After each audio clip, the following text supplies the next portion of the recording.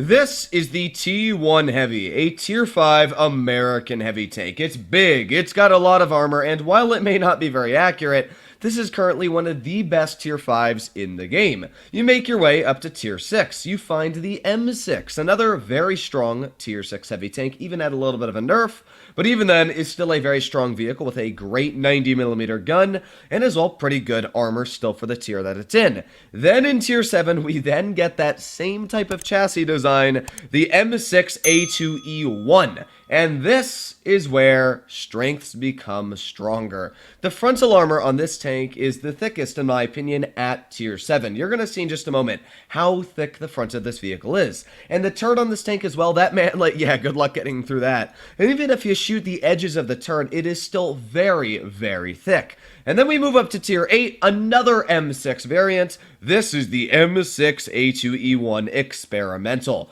These two tanks have very, very similar armor, tier for tier wise, and they're both extremely good if you know how to play them. In today's video, we are going to be breaking into both of these tanks because, of course, they are in the store today for a decently cheap price tag, so yeah, I'm going to break into everything you do need to know. As always, if you enjoyed today's video and you would like to see more like it, please consider smashing that subscribe button down below, but without further ado, let's get into the armor profiles first. Now this is the Tier 8, the Experimental, and the frontal armor aimed at by an equally good Tier 8 opponent, the T26E5 Sheriff.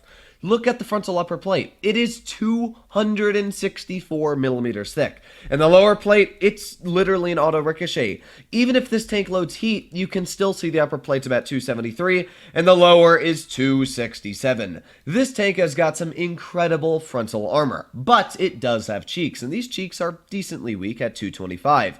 They're still pretty impressive, as you can tell, and if you're using gun depression, yeah, those cheeks are going to become very, very hard to penetrate, but man, is that thing's upper plate so incredibly strong.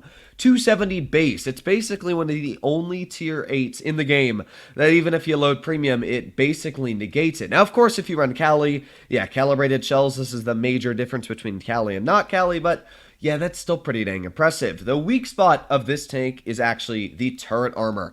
It's thick, you know, it's somewhere ranging up to 250 as you saw, but then it's also like 130. And 130 is not super strong, so you can pen the turret quite easily. But if you do hit that mantlet, you're gonna bounce every time. As well, another weak spot is this. You can actually pen the tank at this angle. That is how weak the track wheels are, as you can see. Extremely weak. The side of this tank as well, yeah, only being 46mm thick is not great for you. Same for the rear, only being 50 and 43. So it does have some very big weak spots going for it. But frontally, you do not want to mess with this tank. Now, if we make our way down the Tier 7, and let's get again a Tier 7 opponent up, let's just do the T29. This is the frontal armor of the Tier 7. It's again incredibly thick. It's 214/15, and the edges, because they're the same as the Tier 8, are 240.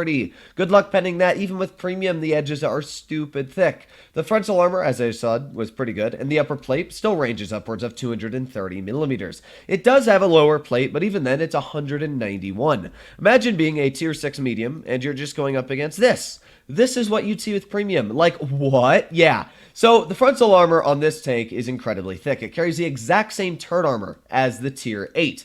So, because of that, I actually find the Tier 7 to be better tier for tier, but less enjoyable as well. We're going to start off with the Tier 7 and show you guys some pretty good gameplay from it, showing the strengths and weaknesses, and then we'll make our way to the Tier 8. Now, do I think that either of these bundles are worth it? Honestly, it's a 50-50 because they are very, very unique playstyles. And again, this tank has the same side armor as the Tier 8, making it incredibly weak. SU-152s, KV-2s, Smasher, all those vehicles, yeah, HE is going to be penning you like no problemo whatsoever, which is obviously a pretty big weak spot. You don't want to be getting HE slapped at your side. As well, that track wheel, if you're going to play these tanks, you physically cannot angle them, at least if you're showing that front track wheel. It's something that is a massive weak spot, and it can cause you to die. So here we go. We're aiming in on the M7, yo, is that? I never know which ones they are, because there's so many different number variations with the O. But you know what? We've already already gotten our first bounce there for 160. And we're going to see just how many bounces we do end up getting this game. The show, I was going to shoot that KV2, but the Yo poked, so I was like, okay, we've now bounced, 565 damage. And that guy is shooting premium. It's not like he hasn't been shooting premium. We're just going to load premium shell right into his lower plate to rub in some extra salt. So, yeah, already you can see that the armor on this tank is working pretty well. We've got a bunch of bounces all over the frontal armor.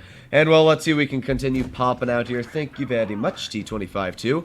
The gun on this vehicle is actually pretty solid. It's the same penetration as the T29, because, go figure, it is the T29 gun. Meaning that in Tier 7, you will easily be penetrating any other Tier 7 opponents. And if you have to play Tier 8s, you just load the premium, and usually, you're able to penetrate them. But, again, if you go up against a tank like a Tiger 2, that's a bit of a different story, because Tiger 2s are pretty thick. Now, that shell shows one of the disadvantages of most American heavies, and that is their poor dispersion. This tank does not have great dispersion, so because of that, we did miss a pretty easy shell there, but we're already at 1150 damage blocked, but we'll probably be at 1500 very, very soon.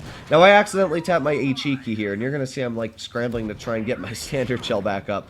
But here we go, I'm at 1800 damage dealt and 1400 blocked. Now you'll notice when that guy was on my side, he was able to pen me.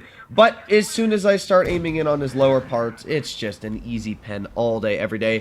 1700 damage blocked now, 1900 damage blocked. Are we going to block anymore? I don't even know if this guy's going to continue shooting me. As you can see, he's basically giving up at this point. He's like, well...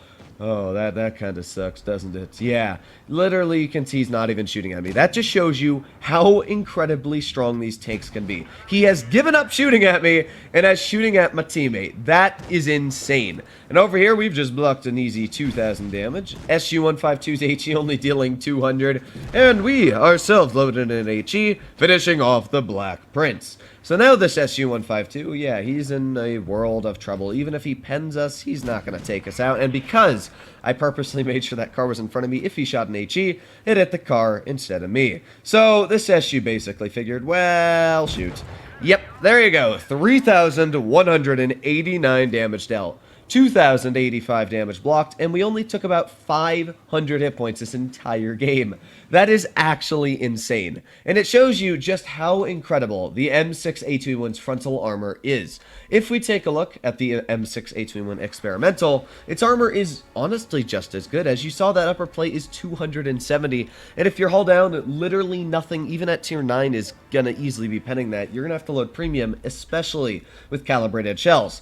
And you're going to see in this game, I am single-handedly able to basically hold an entire enemy flank. Of course, I do have support from behind, but I'm the one in the front line holding off the enemies, and it works quite well. I don't even make it about 100 feet at a spawn before I have to start turning around. Now, mobility-wise, these tanks aren't super fast. You can see they go 29 kilometers per hour on top speed. They're both decent on the power-to-weight ratio. You can see here that, yeah, it's not slow. It does get up to top speed, but once you get up there, that's it. This is your top speed. So there's nothing spectacular about this tank. But I will say I've been enjoying this tank a lot more than the new TS5. The TS5 may have a lot of DPM, but I don't know, I just really haven't been enjoying it. Now, the M6 Experimental does have some very strong things going for it. Not only the armor, but as well that gun. It's got the same gun as a T-34, which means that penetration at 248 on your standard, ooh mama, you are not going to struggle penetrating anything that you go up against. Not only is that standard pen at 248 pretty good, but the premium at like 300 is actually insane.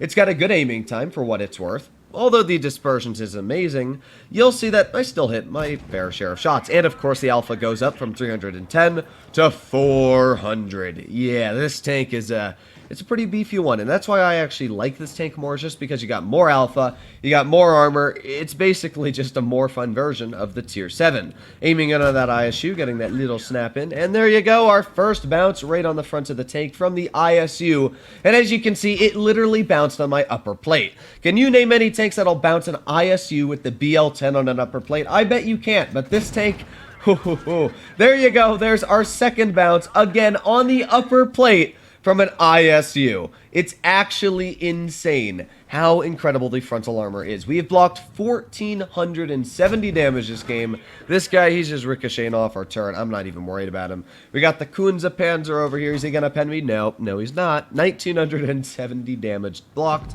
And, well, I guess we're just going to tap another shell into you. Sorry, I'm not really sorry. 2,280 block now. Is the Coons going to pen me? There you go. He went through the turret cheek. As I said, that turret is the weak spot. But a lot of people don't know that. And when you've got this kind of, looming stature aiming at you, you're really just not going to have the time to aim that. So, yeah, we're at 2,832 damage dealt now. We've blocked almost equally that in damage, and we're still racking out those numbers. Now, of course, I'm going to go for the ISU here. That M7 is quite an easy tank to take out. And sadly, right now, actually, my team is capping the base, which kind of sucks for me, because I did want to rack out a bit more damage, but yeah, that kind of sucks, especially because the enemy team had almost a half health IS-5 and a basically full health the M7, M3O? I don't know. Yeah, the M3O. But hey, we did 3,552 damage this game. We were able to bounce 2 shells from an ISU on the upper plate. We were able to bounce in the turret, and you can just see what this tank is capable of doing. I personally love this, and this is one of my strongest performing and most played tier 8s in the game, because this is a vehicle I wanted all the way back in the second Blitz fair it came out. Hopefully, all of you enjoyed today's video. If you'd like to see more on this, please consider smashing the subscribe button down below. But other than that, stay happy, stay healthy, and I'll be seeing you in the next one. Bye-bye.